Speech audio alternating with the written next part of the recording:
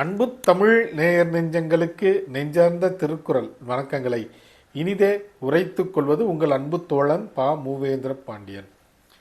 இன்றைய தினம் நாளொரு திருக்குறள் வரிசையில் பொருட்பாலில் 55வது அதிகாரமாக உள்ள செங்கோன்மை என்ற அதிகார தலைப்பின் கீழ் அமையப்பெற்ற 542வது திருக்குறளை இன்று நாம் காணப்போகின்றோம்.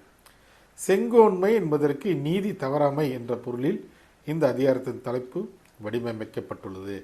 இப்பொழுது 542வது திருக்குறளை காண்போம். வானோக்கி வாழும் உலகெல்லாம் மன்னவன் கோல் நோக்கி வாழும் குடி. வானோக்கி வாழும் உலகெல்லாம் மன்னவன் கோல் நோக்கி வாழும் குடி. இத்திருக்குறளுக்கான பொருள் என்னவென்பதை இப்போது நாம் காண்போம். உலகில் வாழும் உயிர்களெல்லாம் வானின் மழையை எதிர்பார்த்து வாழ்ந்திருக்கும். அதுபோல மன்னவனின் நல் ஆட்சியை எதிர்பார்த்து குடிமக்கள் வாழ்ந்திருப்பார்கள்.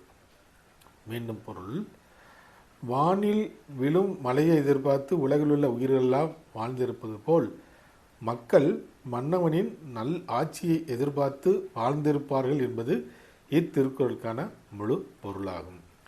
வள்ளுவரின் வழியினை பின்பற்றி நாமும் வாழ்வில் வெற்றி காண்போம். வாழ்க தமிழ், வளர்க தமிழ்நாடு.